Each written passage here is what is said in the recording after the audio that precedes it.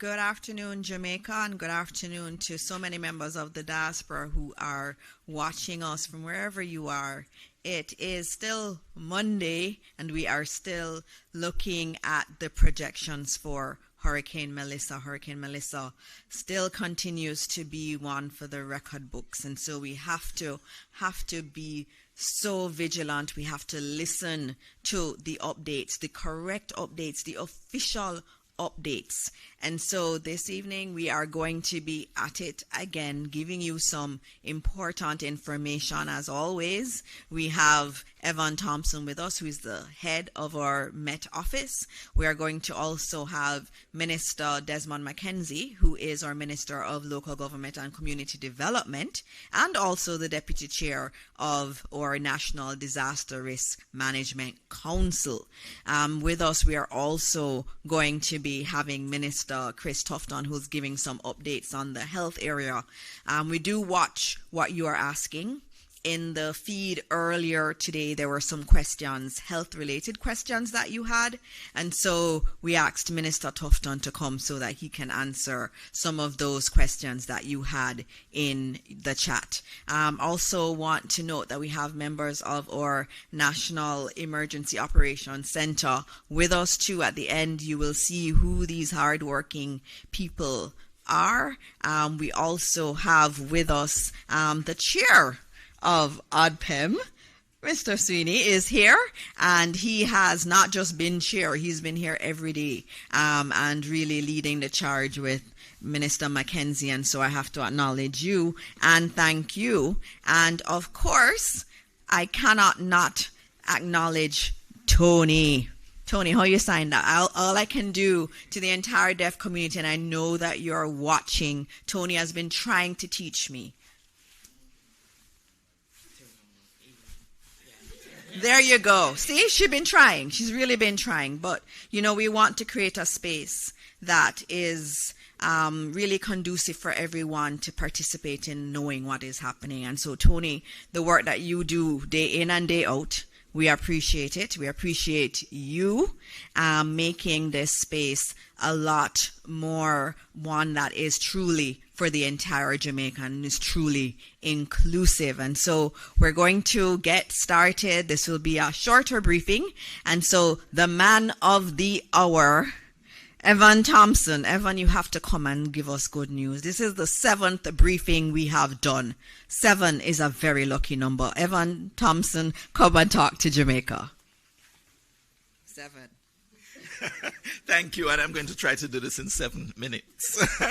Good evening, everyone here in Jamaica, of course. Minister, I greet you. Mr. Chairman, sir, Mr. Sweeney, good to see you and all distinguished persons here. I greet the media and I greet the people who are watching online and those who are watching on television at this time. What we have facing us is a major Category 5 hurricane that is over the waters of the Caribbean Sea and moving closer and closer to the mainland of Jamaica. It is some distance, over 100 miles to the south of the island at this time, and it is expected, or it has already begun a slight turn toward the northwest.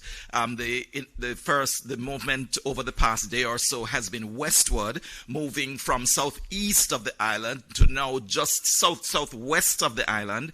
It is moving now to the northwest, which would suggest that it's going to be moving away.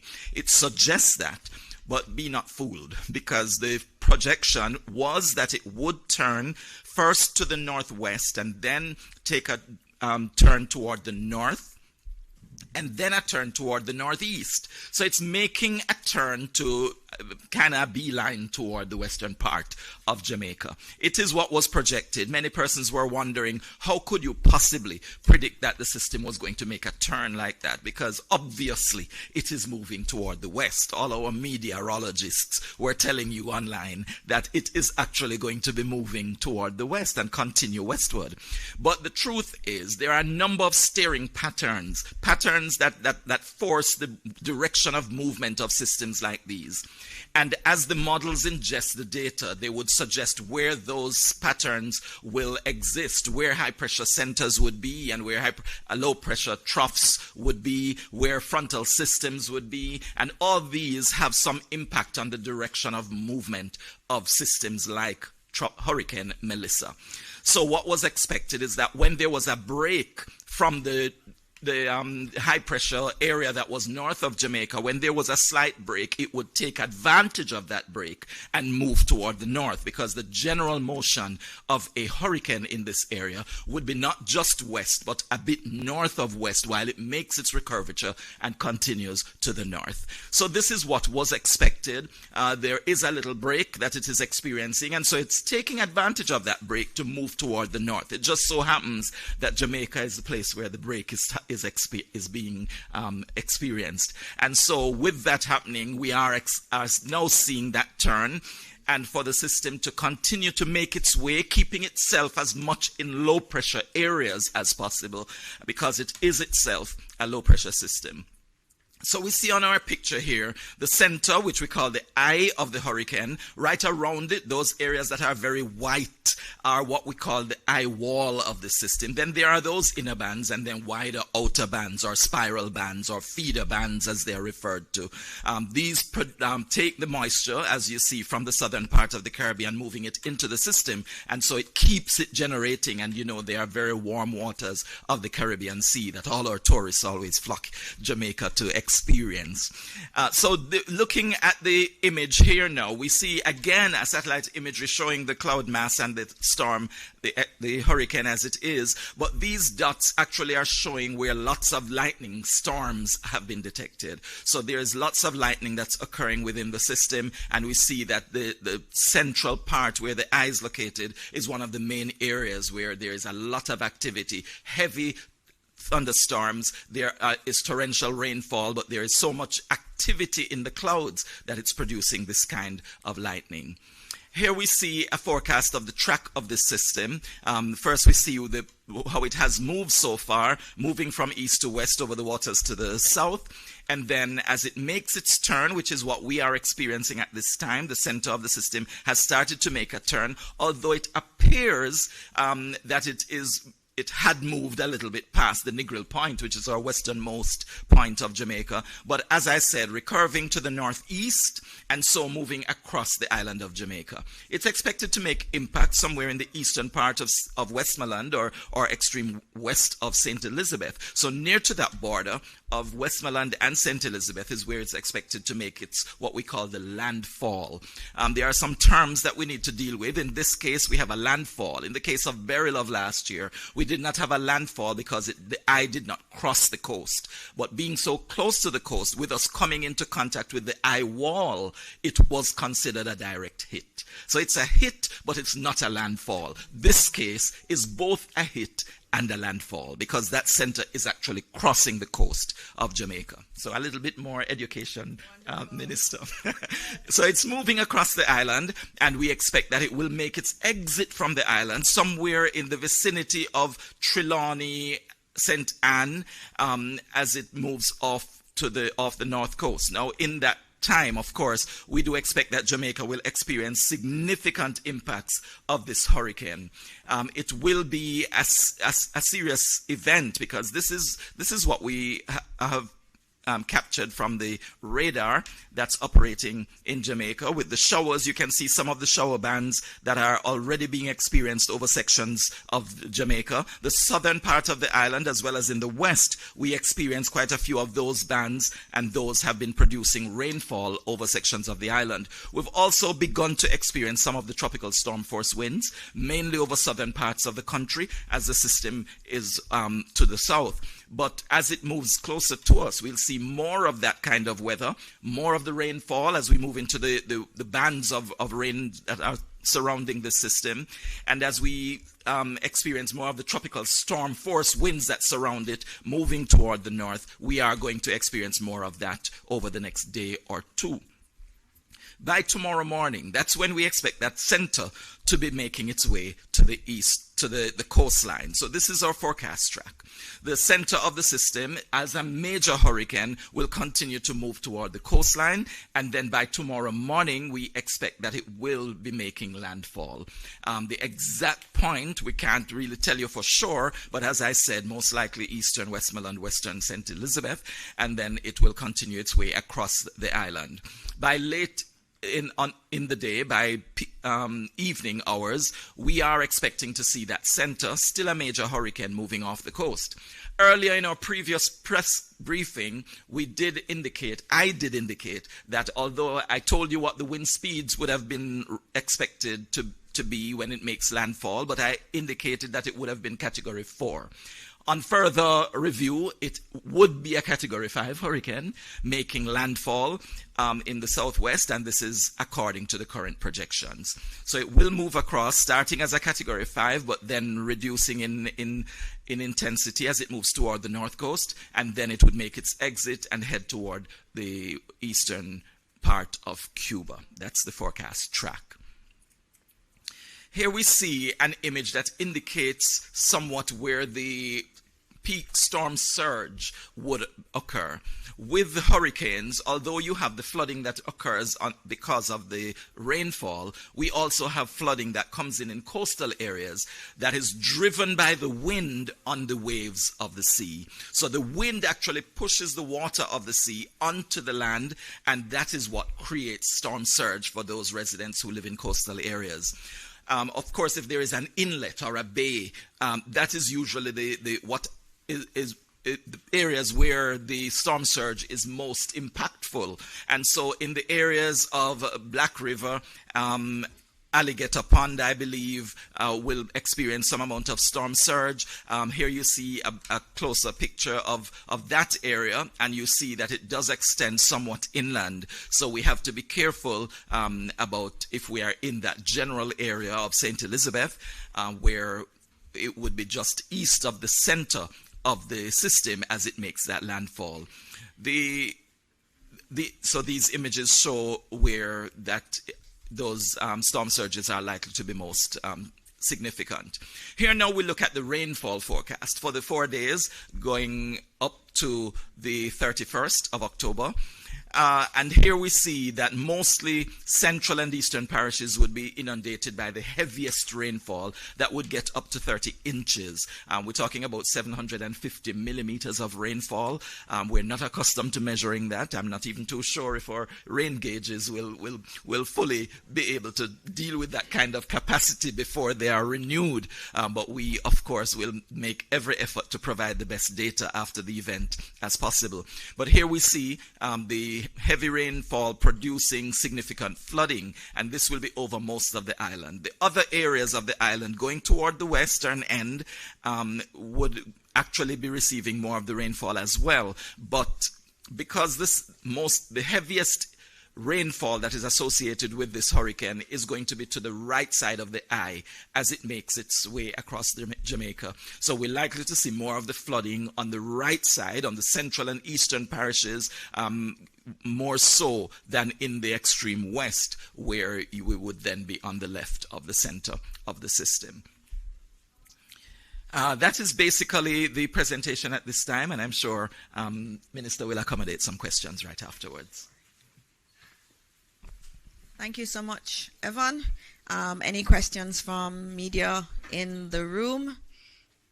No questions. So I'm going to ask the questions then, since no one has questions. Evan, tonight, what should we expect? Again, just tell them tonight. There are people who are out there. There's still people doing preparatory work. And we want to know, can they continue to do it? When do they need to come in? And again, when will conditions deteriorate so that no one should be on the road? Okay, thank you for that question. The conditions will gradually be deteriorating this evening. We've already experienced some of that deterioration over southern parishes.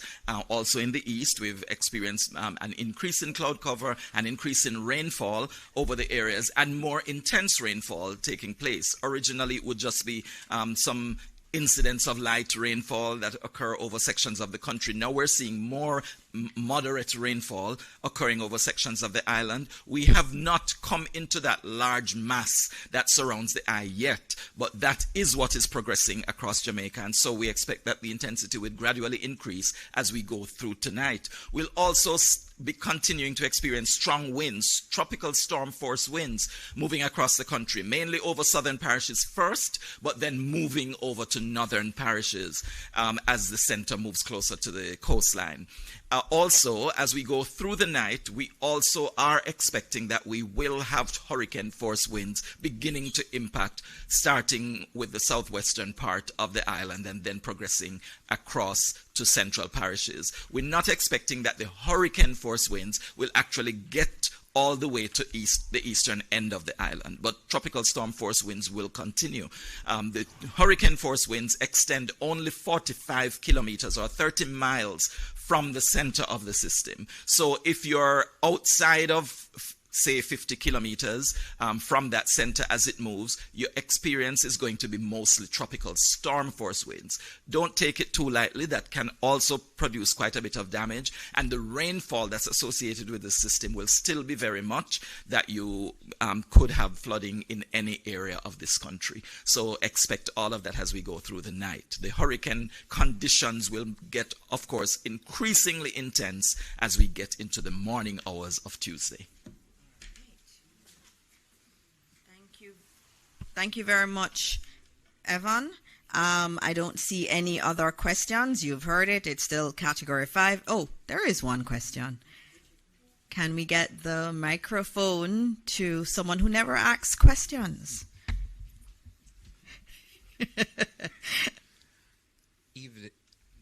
Mic check. There we go. Evening, everybody. Mahiri Stewart, Nationwide News. In terms of the path that this hurricane is taking, we know what to expect when it impacts Jamaica. But what's Melissa going to do after it passes Jamaica? Okay, that's a good question. And actually, because we are our brother's keepers and we have a number of neighbors in the Caribbean area that we need to pay attention to and also, keep their interests at heart. It's going to be moving really toward eastern Cuba as long as it continues on the path that it is projected right now. So after moving over our northern coastline, it is expected to continue over the waters between Cuba and Jamaica. There's only 90 miles of space there, so it will move quickly through that area. I should have pointed out that the speed of forward movement is going to be increasing as the center moves toward Jamaica's southern coastline and while it moves over Jamaica. So it will move a little bit faster than it has been, but it will continue to move, and then it will get to southeastern Cuba, and then it is expected to continue over the southeastern islands of the Bahamas. At that time, it should still be a hurricane, but it might not be a major hurricane at that time, having been reduced in strength by moving over the two land masses, both Jamaica and eastern Cuba. But it will move over southeastern Bahamas and then continue over the Atlantic, possibly moving close to Bermuda all the way out in the Atlantic afterwards. Check again. So when it comes over the country, you said earlier that it's going to be affected by not being over the waters. But once it comes over our land and goes back into the waters, is it going to then re-energize as it goes towards Cuba? Yes, that would happen, but as I said, it's really only 90 miles of water, and so the increase may not be that significant before it gets to Cuba, and then it would exit Cuba and then pick up more speed with much more water area than land area as it goes through the Bahamas and over into the Atlantic. It may pick up a little bit more strength, but then it would be again moving into cooler waters at this time where it wouldn't be able to get much stronger. We're not expecting it to again regain Category 5 hurricane force. Thank you. Thank you, Evan. Earlier we were doing longitude and latitude, and we heard a word from Evan that I'm not used to hearing, and so I had to look it up using AI, of course, and it was recurvature. He said it many times, recurvature, so I had to look it up. It's a change in the path of a tropical cyclone from a generally west to northwest track. So remember, it was going west. and then it moves then to a northeast or eastward track. So that's what recurvature is. So it was going to the west, but now it's going to turn and go towards the east. So thank you very much for teaching me another meteorological term today on all of Jamaica, that term. And so now we are going to go to the other man of the hour, or Minister of Local Government and Community Development, the man who is responsible for disaster response and who does a tremendous job of it. He is non-stop. He is here through the night, all through the day. Minister McKenzie, I do not know how you do it, but you continue to serve this country, and we're very grateful for it. And so please tell us where we are with everything under your purview.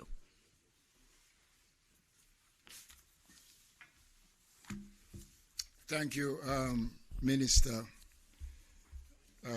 You have been doing a good job yourself. Acknowledge my colleague who just walked in. There's a fine for being late.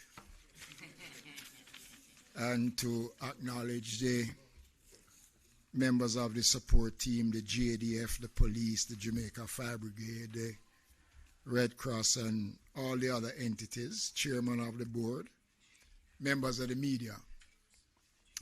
I want to start off by giving some updates as it relates to the operations of a Jamaica Public Service Company. And as you have been told by Mr. Thompson, that the southern part of the island is experiencing some challenges as we speak.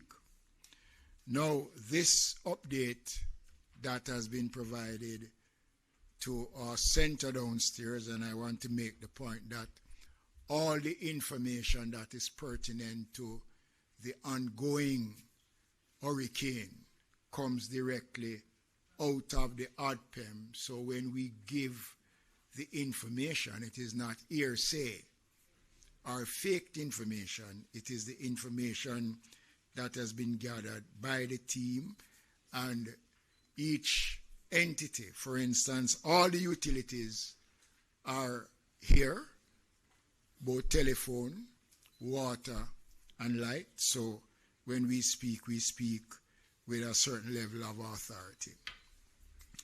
A total of some 50,000 persons are without light in the following parishes as we speak: Portland, St. Thomas, St. Elizabeth, Manchester.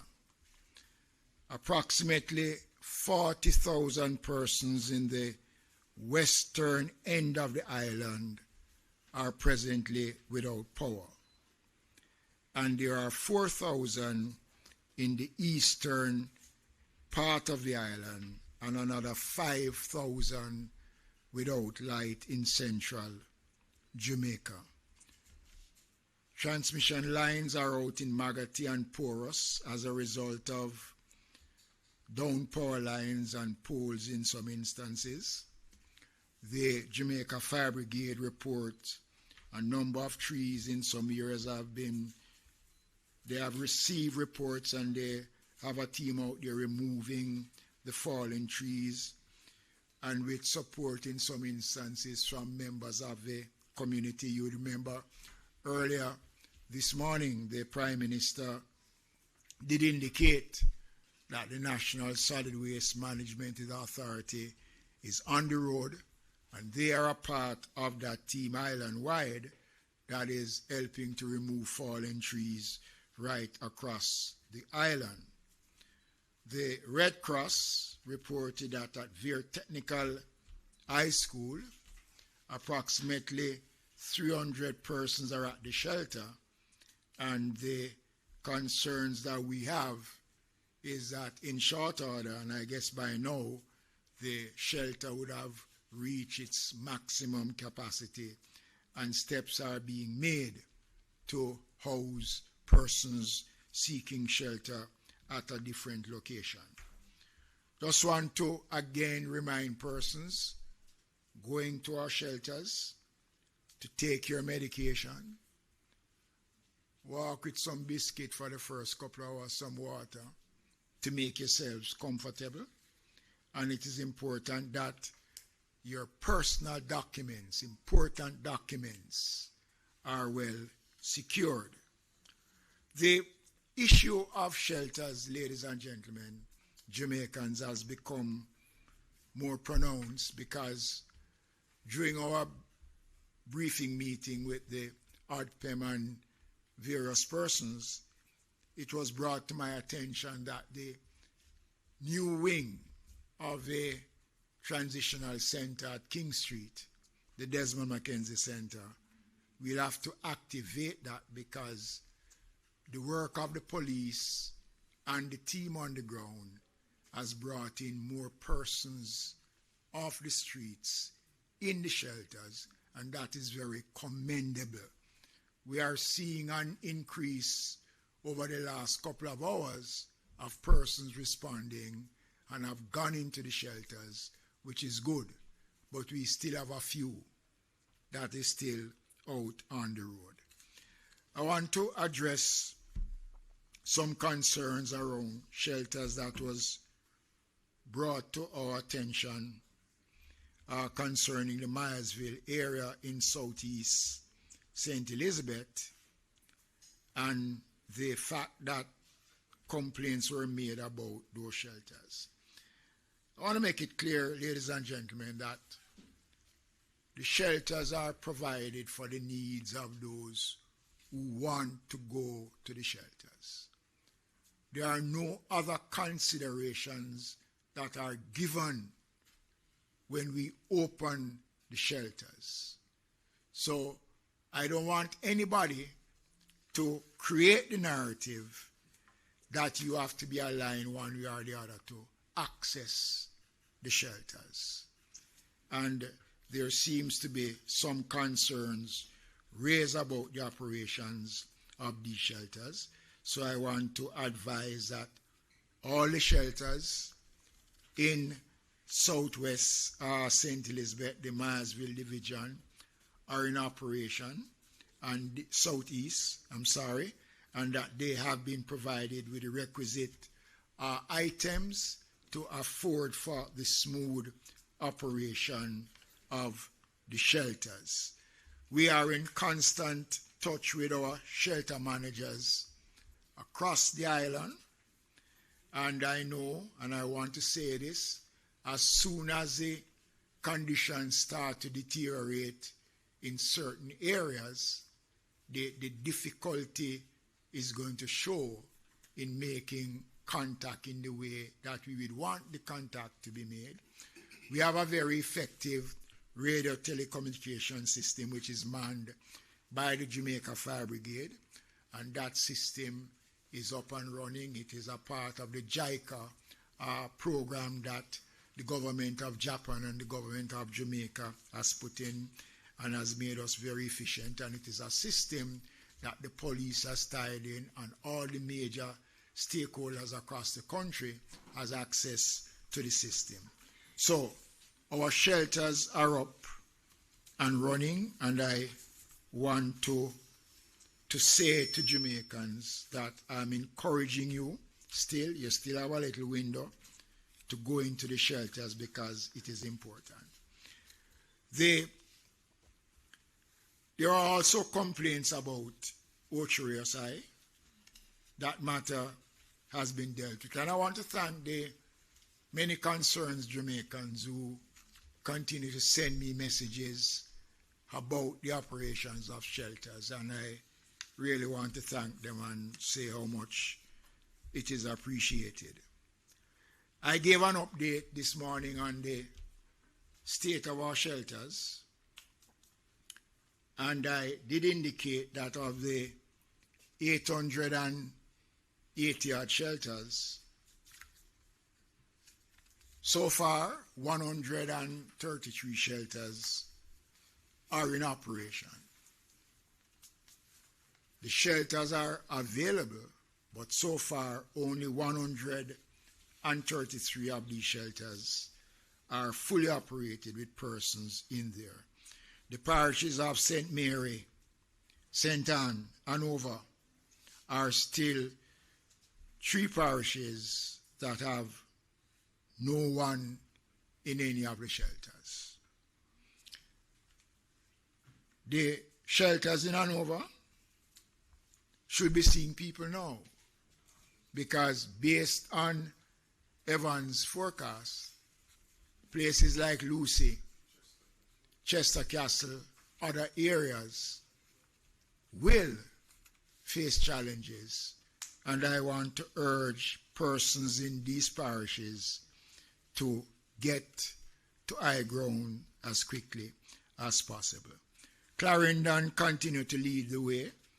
So far their numbers are 517, St. Catherine 254, St. Thomas 310, Trelawney 156, Portland 295, St. Elizabeth 182. I guess based on the other information coming in, that we will see an increase in the numbers of Jamaicans going to the shelters. As I said earlier on today, it is anticipated that more than 40 to 50,000 Jamaicans will be evacuated from certain areas, and we are expecting that number to grow. I want to again emphasize the importance of sticking to genuine information. Almost every minute now, there is something out there in social media that has nothing to do with what is taking place. There is concerns that persons who genuinely wants to go to shelters are being convinced by others that it makes no sense that they go to the shelters. And many people have been told that you are safer at home than in our shelters. My first experience of a major hurricane at this level was Matthew in 2016, just shortly after I became the minister. And it was a testing time. Fortunately, Matthew changed course. But over the years, we have developed a system to improve the quality of our shelters. And I will not deny that some of our shelters might not meet the expectations of Jamaicans. I've said it before, the shelters are not a 5-star hotel. 90% of our shelters are schools, which were not really built for that purpose. And over the years, we have converted some of our shelters, some of the schools, into proper shelters. And we'll be rolling out over the next couple of years, starting next year, to improve on our shelters, because we are looking at the changes that are taking place in terms of our climate-related issues. And therefore, as a country, as a government, we have to move, and we have to make the kind of investment that will ensure that our citizens are comfortable in what we say and will respond to the issues when it arises. So, am I feeling better? Still not feeling better. When I look at Westmoreland, again, here's a parish that flooding is the norm. Now we are expecting excess rainfall, record high rainfall. So it means that flooding will become an issue. There's a community in Westmoreland, McNeil Lands, which for me is a major issue. And if anybody there is listening, I want to urge persons, to encourage you to leave these areas and find a place where you will be safer. It makes no sense. And in closing, I want to, again, as I have been doing since these briefings have started, it is better to take that step than to pay that price. Don't worth it. This government is committed to work with every single Jamaican after the passage of Melissa to help to restore your way of life, to rebuild. The Prime Minister spoke about the various layers of insurance and coverage that an understanding government has put in place over the last 4 years to secure the Jamaican people. And when we meet after these meetings, we look at the way forward. Already we are starting to look at how are we now going to deal with the level of investigation that needs to be done to deal with the issues that will arise following burial. I want to thank the people who are working, the police, the fire brigade, the army, our disaster coordinators, our members of parliament, our councillors, and I want to say this. I am happy that as a government we recognize the role of the opposition and have engaged the opposition in discussions around the programs that is being undertaken by the government in a response. And we have been open, we have been clear, and if we are wrong, we are bold enough to say we are wrong. But all the decisions that we have taken to safeguard the Jamaican people, we stand by those decisions. It is the Jamaican people that have to work with us now to ensure that we minimize as best as we can whatever the outcome is. Thank you.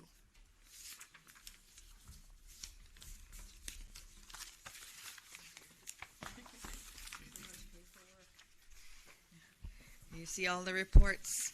Yes, you see all the reports that he has, and I have to acknowledge the head of ODPEM, Mr. Richard Thompson, who is also working really hard. Thank you, Richard.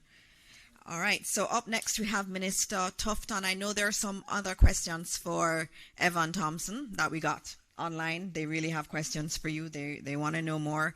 We'll get to those after Minister Tufton speaks, our Minister of Health and Wellness.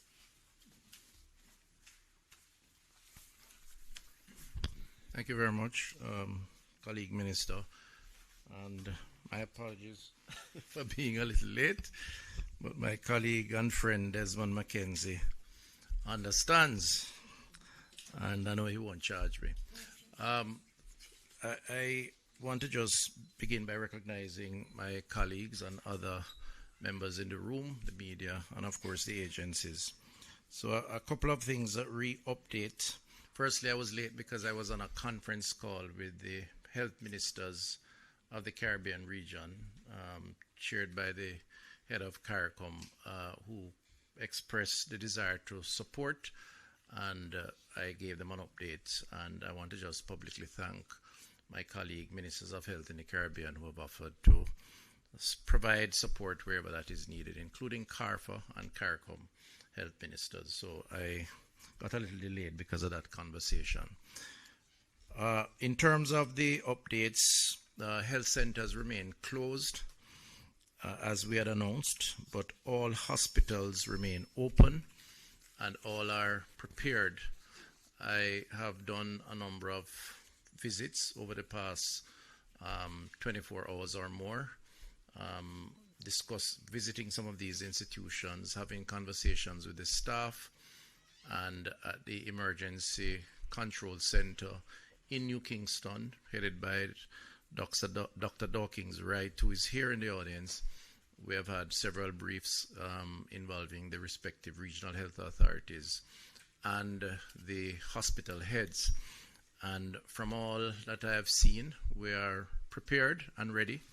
There's adequate water storage supplies, adequate food both for staff and patient, adequate medical supplies, a logistics infrastructure which involves our own logistics but also coordination with other agencies like the Fire Brigade and others. And I think generally speaking, there's a staff that is ready and waiting.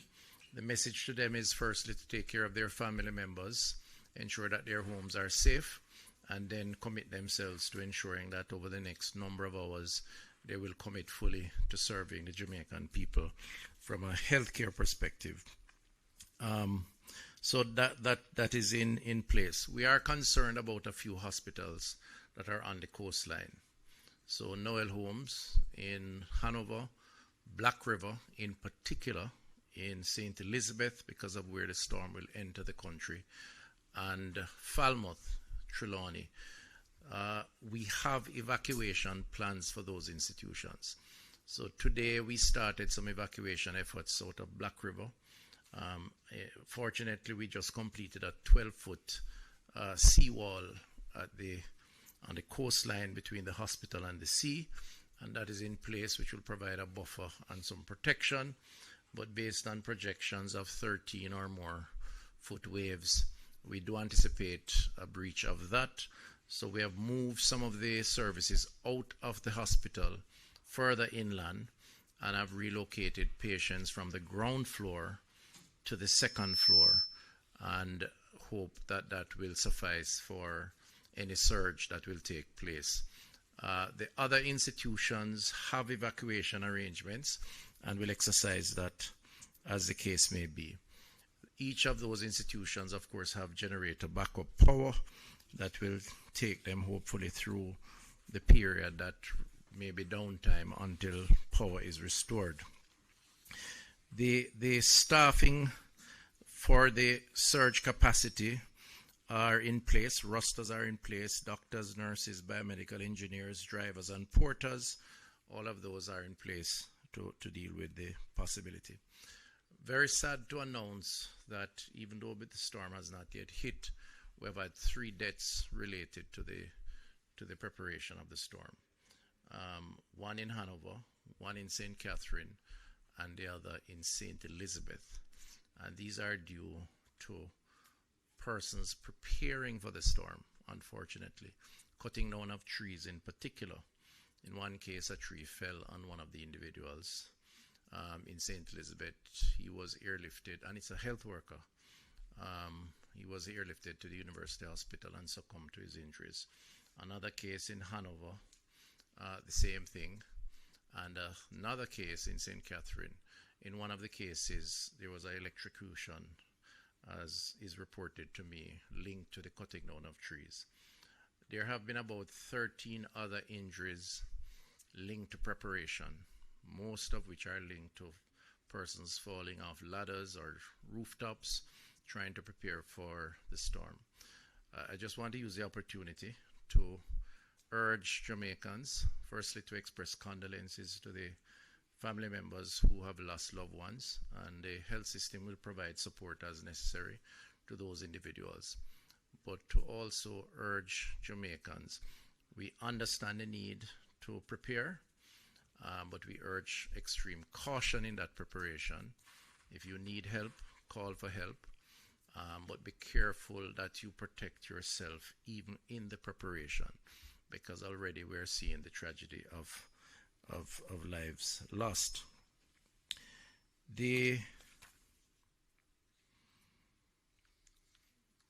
In terms of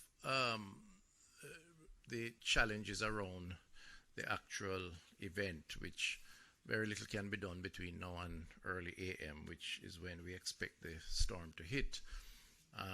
Outside of the preparation of the institutions, and we urge those home to ensure that they have adequate drinking water, because turbidity can impact quality of water. So to the extent that you can collect your water now while your pipes are still running, please store drinking water. The non-perishable foods, please be mindful of that and secure that to the extent that you have not already done so, and there's an opportunity so to do. We are aware that from a health perspective, post the event, there is the risk of contaminated water, contaminated food. The ministry, part of the discussion I had today with the public health team, we have just about 600 of them. These are the officers who go out into the field and visit, retail outlets, wholesalers, institutions to ensure that the integrity of our food chain is maintained. They, under the law, have the authority to seize and dispose of foods that they suspect is contaminated, because a major consequence, if we get past the storm, is the ill effects of what happens after, and water and food are critical. So I just want to remind retailers, sellers of food, that they should put whatever is necessary in place to ensure that whatever is perishable is protected, but also to say that the team will be out in the field right after to examine and to ensure that the food supply remains intact, and they do have the law on their side to protect consumer safety. But the system will be ready to deal with that, but food-related diseases are very common after these types of events. In terms of our children, today I visited the Bustamante Hospital for Children. The key to our children is to provide them with psychosocial support during this period. The last major event we've had close to this one is 37 years ago, Hurricane Gilbert. And it is a frightening experience for those who have not experienced this kind of storm, wind and rain and flooding and so on. So we want to encourage our parents or adults or guardians to give our children some extra support, and where they need help, please give them that support. Guide them as it relates to the after event exposure to water. They're always going to be tempted to go outside and play into the puddles of water, which oftentimes may be contaminated because of the runoff. Solid waste will be an issue naturally, because people throw things all over. The water will bring it to the lowest point, and there will be a concentration of pollutants within that particular environment and space. The other issue is the mental health challenge within our society, coming out of the trauma related to this. There are many persons who will be anxious, would be uncertain, be scared. We are beefing up our mental health facility. Just to remind you of our helpline, 888 New Life. That's 888-639-5433. And 876-838-4897.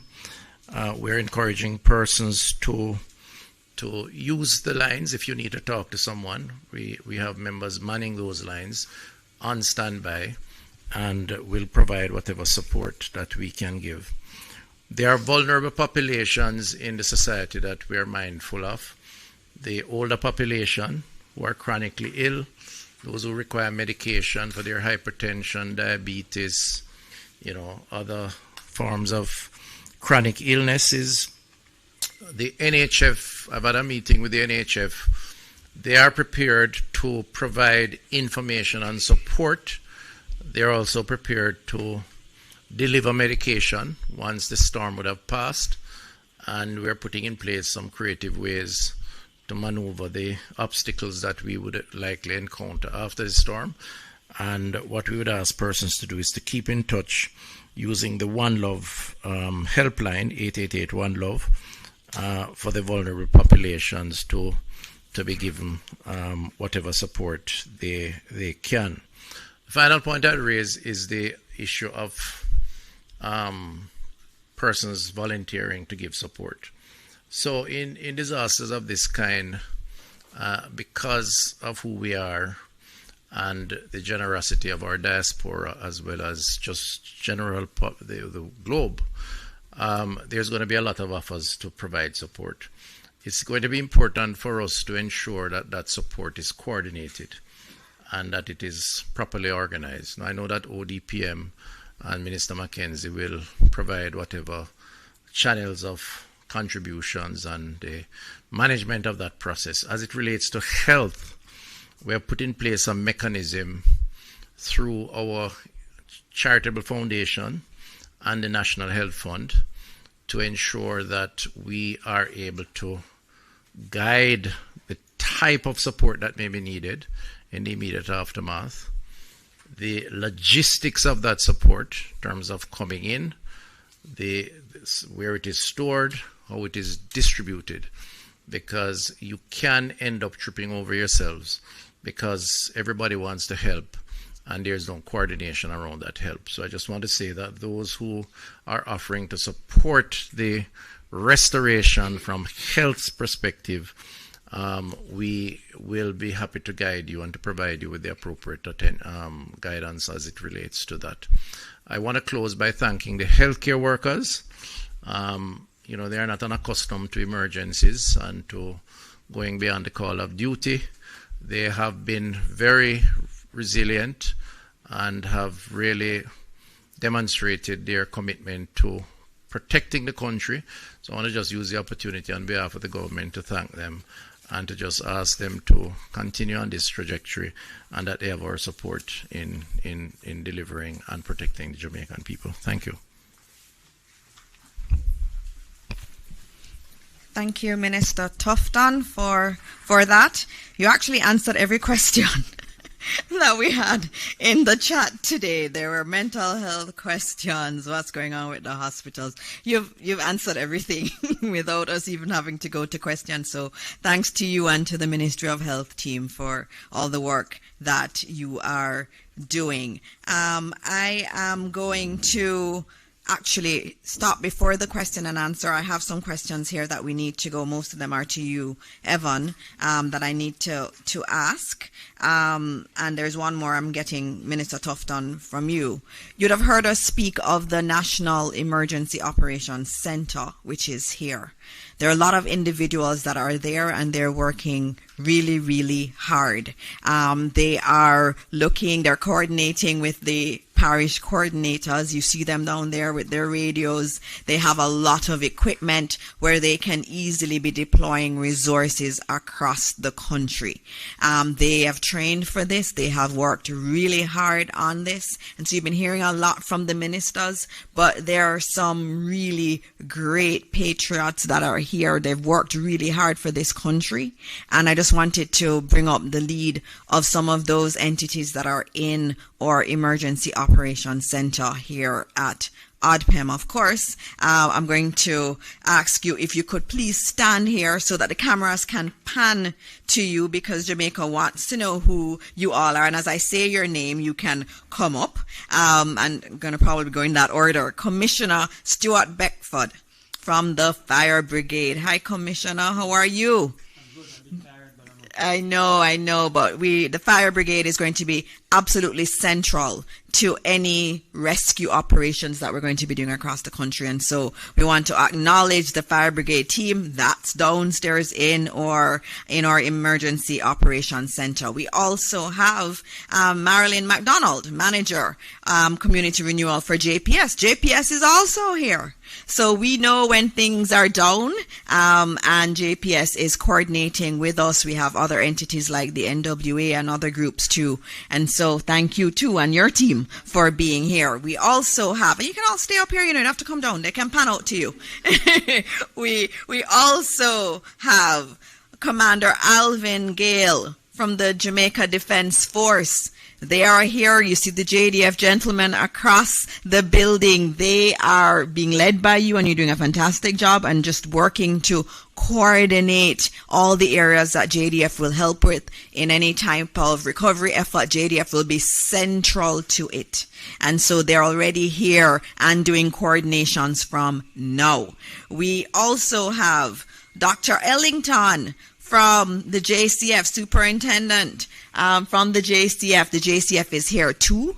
They know what's going on. They know where there is danger. They're coordinating. They're getting their troops out as best as possible. The members of the JCF, the police force, will be out. They'll be deployed as necessary. So don't even think about it. I know what some people are thinking about the JCF. They are here. They're monitoring. They're out there and monitoring, and we can divert resources very easily. These are just some of the people that are working downstairs. Mr. Thompson, you should join them. ODPEM cannot do this without ODPEM. ODPEM is really central to all of this. And they all have families. Look at them. They have families. And this is just a few of them. Downstairs is full. It's a lot of people in the room coordinating. And they are here for us. And I would like to also add someone who is not willing to come up. Rohan, come on up. You see Evan here all the time, but Rohan is really doing a lot of work. Rohan is here. He is always here. And he is the one that comes in the room and tells me, okay, the storm is starting to turn, or it's still going west. And so we have up to the minute information right here, and it goes out to the parish coordinators through these lovely people who are here. We also have Dr. Dawkins. Can you join from Minister of Health too? We have a Minister of Health rep here all the time. They come in shifts, but there's always someone from the Minister of Health. We are coordinating. So if we know there's a problem in a particular area and that we need to mobilize resources in a hospital, we can do so. Look at their faces. All working tirelessly for Jamaica, and we want to say thank you, thank you, thank you. Thank you all. All right. So, having said that, and thank you again, we are going to go to the questions. And I see some from Emily Shields. I'm going to give you all of yours, Evan, that I have. The first one was, and this is from Emily Shields, she wanted to know that the system, you said that the system is 100 miles away or south of the island. And she asked if it continues to move at 3 miles an hour. Yes, that's very slow. I can walk faster than that. Does that mean it will be about 33.3 hours before it makes landfall? Or how close to land must it be before hurricane force wind is felt? And someone else was asking, why has this moved so slowly? They want a little bit of lesson, meteorological class, on why this would move so slow when we're used to hurricanes moving so fast. Evan? Okay, thank you very much for the questions, Emily. Let me explain, first of all, the reason for the slow movement is that the steering current is weak. Basically, there are some currents in the atmosphere that would generally steer the direction of movement of these systems. And it depends on a lot of the other features that exist at the same time. I spoke earlier about the high pressure centers, the low pressure centers, frontal systems. If they exist, they tend to influence the direction and the speed of movement. So, for instance, if there are two large high pressure areas that are north of the Caribbean area, and there is a frontal system that extends between the two, and they are, if the front is moving toward the east, it would tend to drag that system because it is a low pressure system. If there is nothing that is allowing it or causing it to be steered in that general direction, but you have the high pressure areas above it that are preventing it from moving, then it doesn't get a chance to move northward, which would be the normal recurvature that takes place, but it would continue to move west until it gets that chance to turn. So it really, the hurricanes generally move in that direction toward the west, but to the north, and making that recurvature. But if there is something blocking it, it will keep moving west, but not as decisively because it really wants to move north. And so that kind of explains it. So when it starts to move, it's because it gets that break. It gets a chance to move because what was blocking it is receding or moving out of the area. The next question was about the the 33, yes, the speed of movement, and why is, and does it mean that it will take 33 hours to get here? Really, I did mention it's moving slowly now, but after this turn, it's expected to move much faster as it moves toward the northeast. And that is because, again, the steering current is going to be pulling it in that direction because of another feature that exists that will allow it to be pulled to the north. So if there is a frontal system that is in the area to the north, then because that is there and it is taking advantage of the break between the high pressure systems, then that will pull it faster in the direction. And so it's expected to move faster. I tried to simplify these press briefings because I don't want to get too technical where I lose people who really need the information, but I hope that is made clear to you. How far out will we hear or feel the effects of hurricane winds? Oh, hurricane winds only extend from the center about 45 kilometers. That's about 30 miles. So when it gets 30 miles from the coastline, that's when you start to feel those winds. And then, of course, it will take you have to calculate the speed of movement, and as it moves toward the north, how long you will continue to experience those winds. But the center would have to have passed 30 miles from you again as it moves away before you start to move away from those hurricane force winds being experienced. All right, thank you. Thank you very much. I have a question from Minister Tufton. It's on what should pregnant women do if you're in an advanced state of pregnancy and this hurricane is coming. What do you do? Do you head to the hospital? Do you stay home? What do you do? I'm told the answer is to call Minister Tufton. That's what Minister McKenzie says, but I think there's a better answer to the question.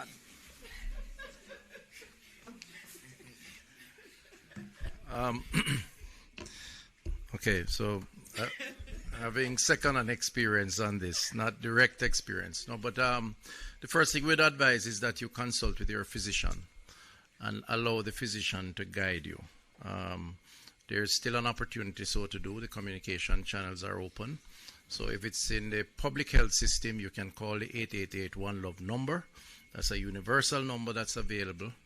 And if you are in a private arrangement with your physician, then certainly call your physician. Ideally, if you are close to delivering, then the hospitals will make arrangement, or the doctor with the hospital, to house you so that, assuming any circumstances that require hospital care, there's no need for the logistics of movement. That's, I think, is a standard approach. But the doctor provides the best advice, and I'm not that kind of a doctor, so I wouldn't dare to hazard that kind of advice. I just want to say that it's important that you protect yourself again. We can fix, as doctors, medical doctors that is, we can fix injuries, but we can't fix regret. And so it's important for you to just take care of your families and ensure that extra precaution is taken. Thank you. Thank you, Minister. Are there any other questions from the media here? Okay. Need the microphone? Anybody has a microphone? We have a question. Microphone.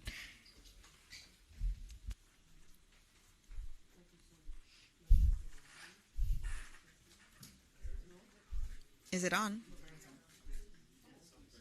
Mike. Okay, great. Good evening, everyone, ministers in the room. My name is Twyla Whelan. I am from the Jamaica Information Service. I have a series of questions, and these questions are not only from me, but from audience members viewing our live stream. So one of the first questions, I believe, would be to ODPEM, and it has to do with the website. It's showing that some sites, some shelters are closed. Is there any clarity that can be provided on this, or is it a case where some of them are up to capacity, or is there a glitch with the system? We just want to be clear. That's the first question. All right, he's going to answer. We're going to take the series together because we do know that some of our news stations need to break off now. Well, as you have heard from Minister, not all our listed shelters are open. At this point in time, shelters are open dependent on what is happening. We have a set number that is currently open, roughly 79. And as the system progresses, more persons will go into shelter, so there will be a need for more shelters to be open. So the update is based on the shelters that are open. And we continue to update that listing as the other shelters come on stream. While I have you, Mr. Thompson, last year during burial, the disaster emergency communication system was particularly critical and very, very helpful in coordinating emergency response. Is it still up and running for that is up. It's ideal. Minister spoke to that as well. That the system is housed at the ODPEM, and it is currently being manned by the Jamaica Fire Brigade. We have gone through all our protocols in doing our radar check. It's working extensively. So that's a main part of our operation. It's a critical part of our operation. Because without communication in times of crisis, you're dead in the water.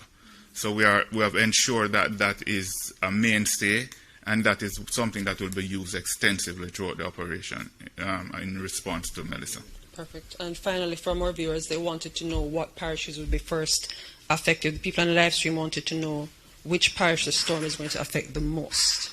Mr. Thompson? Which parishes would be affected the most? All parishes, first of all, will experience some impact from this system. This means heavy rainfall, this means strong winds, hurricane force winds, even affecting sections. The hurricane force winds will be restricted mainly to the western half of the island. But the tropical storm force winds would cover the entire island. And that is only because the hurricane force winds only extend 45 kilometers from the center, and it is moving only over the western part, going as far as St. Anne in the north.